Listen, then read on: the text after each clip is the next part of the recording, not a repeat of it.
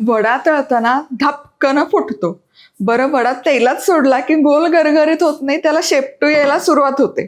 बरं, दही वड्याचा वडा आतमध्ये पोकळ जाळीदार होत नाही आणि दह्यामध्ये घातला की तो हवा तसा मऊ लुसलुशीत आणि मऊ होत नाही. हे सगळे प्रॉब्लेम तुम्हाला येतात, मलाही यायचे. मग ते शिकत शिकत भरपूर साऱ्या टिप्स घेऊन तुमच्याकरता आलेली आहे. नमस्कार, मी मधुरा. मधुराज रेसिपी फूडीमध्ये तुम्हा सर्वांचं खूप खूप खूप मनापासून स्वागत. असं चमच्याने उचलावं आणि खावं आणि मनमुराद आस्वाद घ्यावा दही वड्याचा. इतका कमाल होतो हा तुम्हाला सांगते. चला पटाक्कन रेसिपी सुरू करूयात. सगळ्यात आधी उडदाची डाळ. साहित्य आपण स्टेप बाय स्टेप बघणार आहोत, पण 1 कपच उडदाची डाळ आता भिजत घालायची. ती काय तुम्हाला दाखवणार. बरं, तुम्हाला सांगते. खूप जण सांगतात मेदूवडा करायची आहे, तासभरच डाळ भिजवा. दहीवडा करायचा आहे, तासभरच डाळ भिजवा. असं चालत नाही. डाळ भिजायला बऱ्यापैकी वेळ द्यावा लागतो, तो द्यावाच लागतो. याचं कारण तुम्हाला सांगते. काही ठिकाणी होत असेल, म्हणजे दक्षिण भारतामध्ये होतं, कारण तो समुद्र किनाऱ्यावरचा भाग आहे. उष्णता असते, हवा दमट असते, तिथे डाळ पटाक्कन भिजली जातही असेल उष्णतेमुळे. पण आपण राहतो समशीतोष्ण प्रदेशामध्ये, राज्यामध्ये, म्हणजेच महाराष्ट्रात. इथे जास्त थंडी नसते, जास्त गरमी नसते. मग अशा वेळेस डाळ किमान 4 ते 5 तास तरी भिजली गेली पाहिजे. मग मेदूवडा करा, नाहीतर उडदाच्या डाळीचा वडा करा. चला, तर 1 कप म्हणजे 200 ग्रॅम घेतलेली आहे उडदाची डाळ. यामध्ये घालायचं खूप सारे पाणी आणि किमान 2 ते 3 वेळा तरी स्वच्छही धुवून घेऊयात. आणखी महत्त्वाची गोष्ट, डाळ स्वच्छ धुवून घ्या. त्यावर जर काही कचरा बसलेला असेल, धूळ बसलेली असेल, ती निघून जायला मदत होते. त्यामुळे डाळ 2-3 वेळा तरी स्वच्छ धुवून घ्यायची. चला, आता या डाळीमध्ये भरपूर पाणी घालूयात. किमान 4 तास तरी ही डाळ भिजायला ठेवायची. चला, इथे ही उडदाची डाळ बरोबर आता 5 तास भिजवून घेतली आहे मी. हे बघा, बहारदार झाली आहे आणि फुलली आहे. ही अशी परफेक्ट भिजली गेली पाहिजे. आता पुढची आणि महत्त्वाची स्टेप म्हणजे या डाळीतलं पाणी आपल्याला पूर्ण उपसून काढायचं आहे. पाण्याचा अंश अजिबात नको. आता पाणी काढलं की ही डाळ मिक्सरच्या भांड्यामध्ये घ्यायची. थोडी थोडी डाळ चांगली वाटून घ्यायची आणि ही वाटत असताना आहे ना, अगदी कमीत कमी पाण्याचा वापर करायचा. खूप पाणी अजिबात वापरायचं नाही. त्यामध्ये अगदी 1 चमचा पाणी घालते मी. झाकण लावायचं आणि जितकी बारीक दळून घेता येईल ना, तितकी फाईन आणि बारीक दळून घ्यायची. ही दही वड्याची डाळ आहे ना, ओबडी पोबडी अजिबात ठेवायची नाही. व्यवस्थित बारीक एकदम सिल्की स्मूथ दळून घ्यायची. ही अगदी महत्त्वाची स्टेप आहे बघा. आणि दुसरी गोष्ट, पाण्याचा वापर अजिबात करायचा नाही. अगदी थोडासा, 1-2 चमचा. आता तुमच्या समोर मी जितकं पाणी घातलं होतं तितकंच. हे बघा, ऑलरेडी हवा भरली आहे त्या मिश्रणामध्ये आणि मस्त झाली. त्यामुळे तुम्ही जर मिक्सरमध्येच हे छान फिरवून घेतलं ना, तर वेगळं परत बीट करायची हाताने अजिबात गरज नाही. केवढं फ्लफी झालंय पीठ. चला, आता याच प्रकारे पुढची डाळ ही वाटून घेऊ. थोडंसं पाणी आणि मिक्सरला फिरवून घेऊया. चला, आता इथे डाळ मी वाटून घेतली. मिक्सरलाच एकदम बारीक लोण्यासारखी मऊ केली आणि बघा, ऑलरेडी त्यामध्ये भरपूर हवा भरली आहे आणि जाळीदार झाली. आता तुम्हाला दाखवते. ही फेटून घ्यायची अजिबात गरज नाही. पाण्याच्या वाटेत घालते. ही बुडली, याचा अर्थ ती जड आहे. पण हे लगोलग घातल्या घातल्या तरंगलं, याचा अर्थ आपलं पीठ व्यवस्थित खलवून मिक्सरमध्येच तयार आहे. त्यामुळे वेगळं खलवायची अजिबात गरज नाही. पण मिक्सरमध्ये फिरवताना सारखं म्हणजे पल्स झालं की चमच्याने ते साईडचं मिक्सरच्या भांड्याचं मिश्रण काढून सारखं ते फिरवत राहावं लागतं. असं किमान मिनिटभर तरी करावं लागतं. तेव्हाच ते असं फ्लफी होतं. पण नंतर हे मिश्रण मग फेटायचे कष्ट कमी होतात किंवा वाचतात.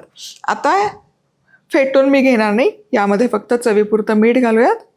यामध्ये खायचा सोडा वगैरे इतर काहीच घालायची गरज नाही. फक्त हे आता मिक्स करून घ्यायचं. बघा, ऑलरेडी किती फ्लफी झालं आहे आणि घट्ट आहे. हे मिक्सरला फिरवत असताना अजिबात यामध्ये ना खूप पाणी घालायचं नाहीये, तरच हे असं परफेक्ट होतं आणि हे पीठ फेटून घ्यायचे कष्टही वाचतात. बघा किती कष्ट तुमचे कमी केलेत, हो की नाही? चला आता वडा तळूयात. वडा तळताना तेल व्यवस्थित तापवून घ्यायचं आणि मग गॅस मंद आचेवर करायचं. हे वडे तळताना मोठ्या आचेवरच तळायचे, पण टाकत असताना खूप मोठी आच नको.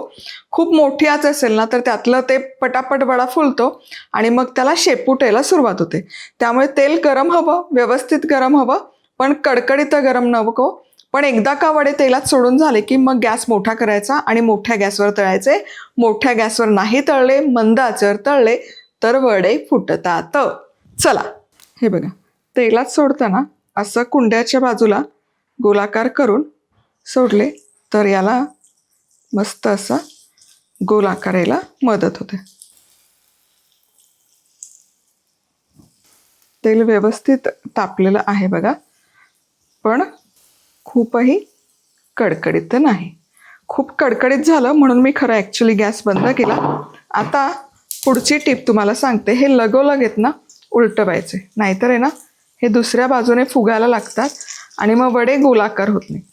हे बघा, हे लगेच उलटवायचे आणि आता गॅस मोठ्या आचेवर करून घ्यायचा. परफेक्ट. बघा, तेलामध्ये सोडताना गॅस बंद केला तरी चालेल, पण तेल गरम हवं आणि टाकलं की लगोलग ते उलटवा, नाहीतर मग त्याला ते फुगतात वडे आणि फुटायची पण शक्यता असते. पण आता मात्र एकदा का उलटले की गॅस एकदम मोठ्या आचेवर ठेवायचा आणि खरपूस तळून घ्यायचे. वडे बघा एकदम खरपूस सोनेरी रंगावर तळून झाले आणि एकही वडा उकलला नाहीये, फुटला नाहीये आणि आकारही कमाल आलेला आहे. आता गॅसची आच मी कमी करते किंवा बंद करून घेते, कारण पुढची बॅच टाकताना इतकं कडकडीत तर आपल्याला गरम तेल मला नकोय. आता हे वडे तेल सगळं निथळायचं आणि टिश्यू पेपरवर काढायचं.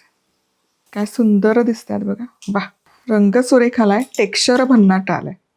हे जे प्रमाण घेतलंय यामध्ये या आकाराचे म्हणजे लिंबापेक्षा मोठ्या आकाराचे 24 दही वडे परफेक्ट तयार होतात. आता सेम याच प्रकारे पुढचे वडे पण सोडायचे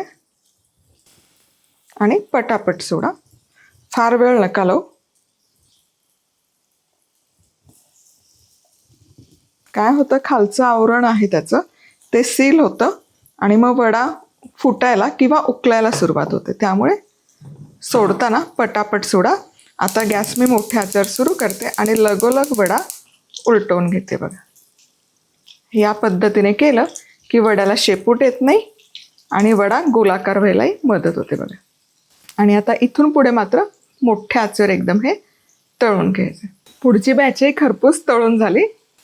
हे देखील काढूयात. वडे तळून तयार आहेत. आता आतमध्ये दाखवते कसे झालेत ते. गरम गरमच आहे. वा, बघा किती स्पंजी झालाय, बाहेरनं कुरकुरीत आणि आतमध्ये एकदम हलका झालाय. बघा, वा, हे बघा जाळी बघा. वा वा वा.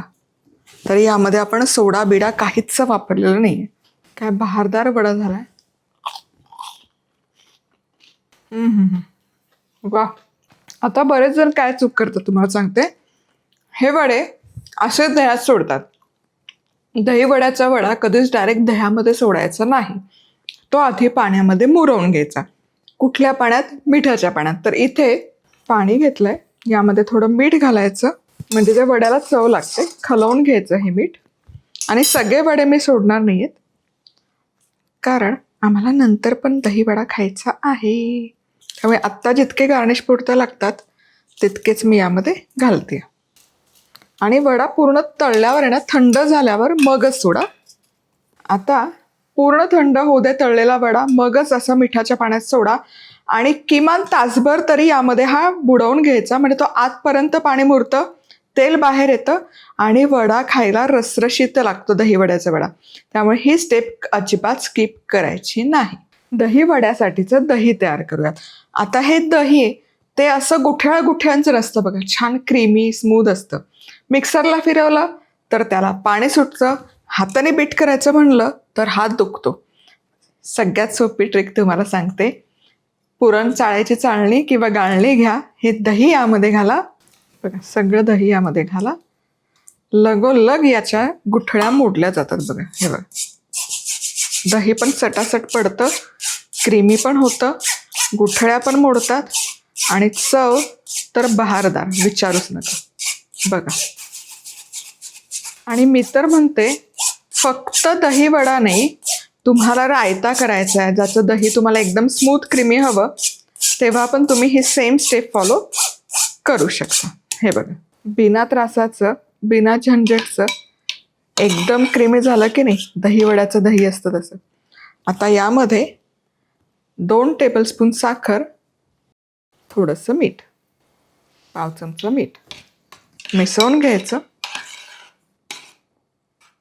तुम्हाला आणखी सैल हवं असेल तर थोडं दूध टाकून ॲडजस्ट करा, पण माझ्या दृष्टीने हे परफेक्ट आहे. दही वड्याचं दही सैल नाही, असंच छान थिक आणि क्रीमी लागतं. आता हे सेट करण्यासाठी फ्रीजमध्ये ठेवते. चला वड्यांचं दही सेट झालंय. त्याचबरोबर वडे ही तासाभरापेक्षा आता जास्त वेळ पाण्यामध्ये मी सोक करायला ठेवले होते. आणि हे बघा या वड्यांचं आवरणाचा रंग पांढरा झाला पाहिजे तिथपर्यंत आपल्याला हे पाण्यामध्ये भिजत घालायचे. आता तुम्हाला एक वडा तळलेला दाखवते. हे बघा हा सोनेरी वडा आहे आणि हा पांढरा फटक झालाय बघा. हा फरक इथपर्यंत आपल्याला ते पाण्यामध्ये सोक करायचे. जितके छान भिजतील तितकं छान आपला हा वडा होतो. आता यातलं पाणी हे बघा काढायचं स्क्वीज करून. पाणी अजिबात राहिलं नाही पाहिजे. जितकं पाणी शोषलंय ते सगळं स्क्वीज करून काढून घ्यायचं. जितकं पाणी त्याने शोषून घेतलंय तितकं स्क्वीज करून काढून घेणं गरजेचं आहे. हॉटेलमध्ये मिळतात ना त्यापेक्षाही भारी होतात हे घरी केलेले दही वडे, याची खात्री मी तुम्हाला देते. चला आता दही वडा आपण सर्व कसा करायचा ते बघूयात. डिशच्या बेसला आधी आहे ना हे दहीचा थर लावून घ्यायचा. छान दही पसरवून घ्यायचं आणि याच्यावर आता हा एक एक वडा ठेवून घ्यायचा. सुरेख दिसत आहेत बघा वडे. चला आता वडे लावून झाले की या वड्यांवर पण देखील दही घालून घ्यायचं. बघा अगदी क्रीम असतं तसं हे दही झालं की नाही, बहारदार.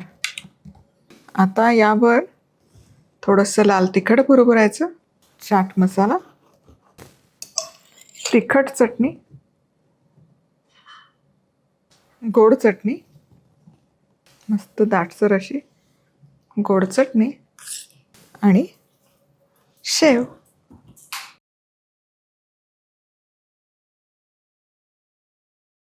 चला बहारदार असा आपला दही वडा तयार आहे. कमाल झालाय तुम्हाला सांगते. आणि फोडूनही बघा मस्त आतपर्यंत रसरशीत झालेला आहे. कमाल दिसतोय, जाळी बहारदार आली. वा वा वा वा क्या बात है. हे दही वडे ना वडे तुम्ही पाण्यामध्ये ठेवून फ्रीजमध्ये ठेवू शकता. 2-3 दिवस छान टिकतात. दही तयार करून ठेवू शकता. जेव्हा हवं तेव्हा पाण्यातून काढायचं, जास्तीचं पाणी काढून टाकायचं आणि वडे असे सर्व करायचे. म्हणजे ते खूप दही शोषतही नाही आणि खाताना कोरडे फटक कडक असे अजिबात होतं नाही. अगदी कापसाहून हलके मऊ होतात. काय मग रेसिपी आवडली? चला पटाकन लाईक, कमेंट, सबस्क्राईब. पुन्हा भेटूयात. तोवर मस्त राहा, खुश राहा, आनंदी राहा. सगळ्यात महत्वाचं खात राहा.